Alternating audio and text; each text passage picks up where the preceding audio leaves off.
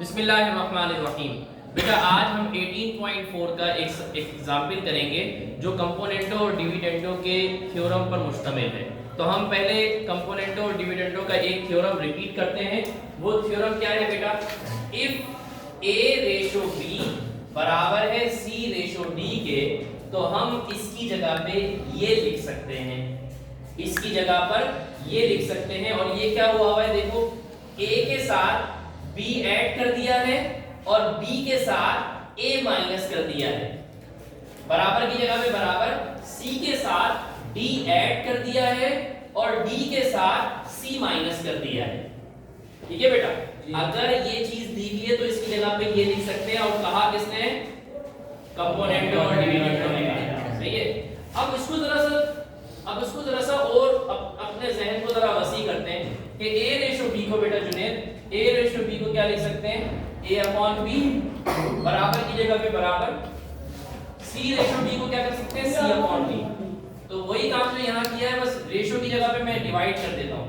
a में b plus किया है, b में a माइनस किया है, c में d प्लस किया है और यहाँ d में c माइनस किया है।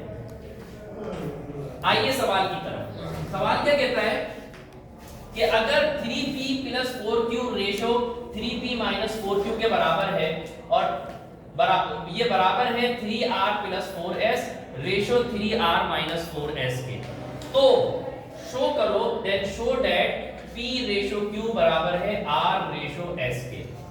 देखो जो चीज इफ के बाद दी हुई होती है ना, वो गिवन होती है, वो गिवन होती है। उसको हम लेकर चलते हैं सवाल को, सवाल के शुरू में उसको उठाते हैं, उस पर प्रोसेस करते हैं और फिर हम वो चीज प्रूफ कर पाते हैं जिस चीज का हमें जिसको हमें प्रूफ करने के लिए कहा गया होता है। तो इफ के बाद ये पूरा दिया हुआ है ना, ये चीज ये दिया हुआ है। अब इसको हम उसको उठा लेते हैं, इसको ले लेते हैं। 3p plus 4q ratio 3p minus 4q बराबर है 3r plus 4s 3r minus 4s। बेटा कोई मसला? अभी तक कोई मसला नहीं। अब रेशो की जगह पे अपॉन लिख सकते हैं, हम रेशो की जगह पे अपॉन लिख सकते हैं, ये हम सबको मालूम है। तो हम क्या करते हैं? 3p plus 4q upon 3p minus 4q बराबर है 3r plus 4s upon 3r minus 4s। ठीक है, यहां तक कोई परेशानी तो नहीं है। अब मेरा बेटा इस पे हम लगाएंगे ये वाला थ्योरम, कंपोनेंटों और डिविडेंडों का। कौन सा थ्योरम लगाएंगे? कंपोनेंटों का और डिविडेंडों का, ये वाला।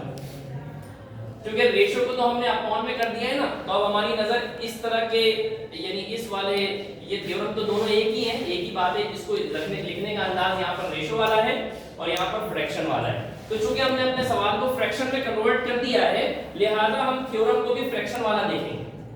अब मेरा बेटा a अपॉन b है और हमारा a क्या है? 3p plus 4q। ये पूरा हमारा a है, ये पूरा हमारा b है। 3p प्लस 4q हमारा पूरा के पूरा a है। जैसे हम फार्मूला अप्लाई कर रहे होते थे a plus b whole square का, एक फार्मूला हमने याद किया हुआ होता था, लेकिन हमारे सवाल में हमेशा a और b नहीं होता था। कभी p होता था, कभी q होता था, कभी कोई नंबर होता था, है ना, कभी 16 है, कभी 256 है, कोई भी नंबर आ जाता था। हमारी एक टर्मिनोलॉजी थी कि हमारा a हमारा b, फार्मूले का हमारा a फार्मूले का हमारा b, 9th में आपको याद होगा। तो अभी हमारा a क्या है? यहाँ पर 3p plus 4q, a upon b है ना, a अपॉन b, ये हमारा a है, ये हमारा b। तो अब कंपोनेंटों और डिविडेंडों के रूल के मुताबिक क्या करते हैं बेटा? a में b प्लस करते हैं, 3p प्लस 4q में क्या प्लस करूंगा? b, 3p minus 4q। और अपॉन में क्या करते हैं बेटा?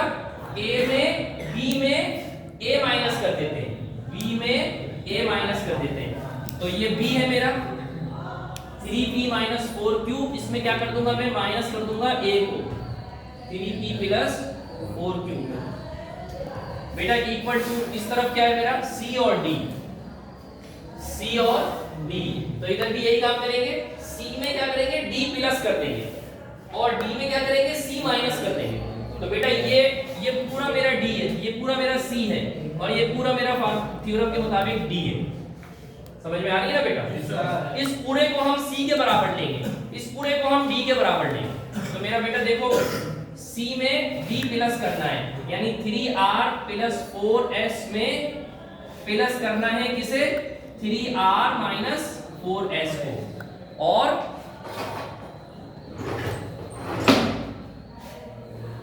और 3r माइनस 4s में माइनस करना है 3r प्लस 4s। सही है बेटा? यहां तक समझ में आई बात? अब देखिए बेटा, यहां पर हम एक छोटा सा जुमला लिखेंगे, दरमियान में आपको बाद में लिखवा दूंगा कि according to componendo and dividendo theorem. बस एक जुमला इसका हवाला देंगे कि हमने जो काम किया है वो कंपोनेंडो और डिविडेंडो के कहने पर किया है। हमने ये जो काम किया है वो भाई के कहने पर किया है, समझ रहे हो? भाई ने कहा था, कर दिया हमने। अब आप देखिए मेरा बेटा, ब्रैकेट को ओपन करते हैं, ब्रैकेट को ओपन करते हैं, 3p प्लस 4q। क्या ये प्लस अंदर वाले साइनों को चेंज कर सकेगा? नहीं कर सकेगा। 3p प्लस का है, प्लस का ही रहेगा, माइनस 4q अपॉन बेटा 3p plus 4q, 3p plus 4q। अब ये माइनस वाला जो है ना, ये माइनस अंदर वाले ब्रैकेट की तम दोनों साइनों को चेंज कर देगा। 3p से पहले कौन सी साइन नजर आ रही है आपको? कोई साइन नहीं है, मतलब प्लस की साइन है, तो माइनस प्लस माइनस हो जाएगा। 3p क्या हो जाएगा? माइनस का। और 4q से पहले कौन सी साइन नजर आ रही है? माइनस की, तो वो माइनस और माइनस क्या हो जाएगा? प्लस। तो आ जाएगा 3p plus 4q।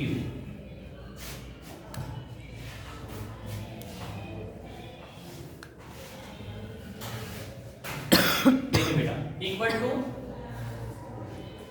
3r plus 4s as it is रहेगा।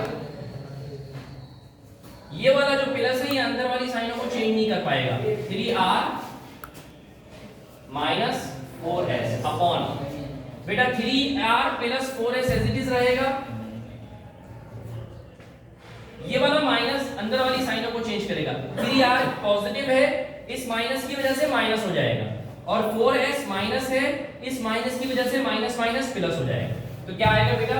Minus 3r plus 4s। अब बिल्कुल हम एंड की तरफ जा रहे हैं, हमारा जवाब आने वाला है। 4q प्लस का है, 4q माइनस का है, कैंसिल आउट हो गया। 3p प्लस का है, 3p माइनस का है, कैंसिल आउट हो गया बेटा।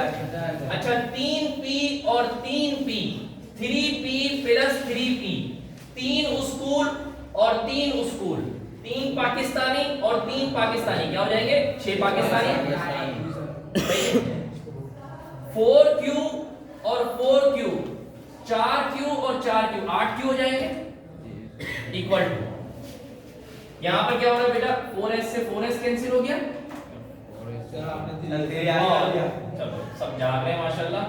4s से 4s कैंसिल हो गया, और 3r से 3r कैंसिल हो गया, माइनस 3r प्लस 3r।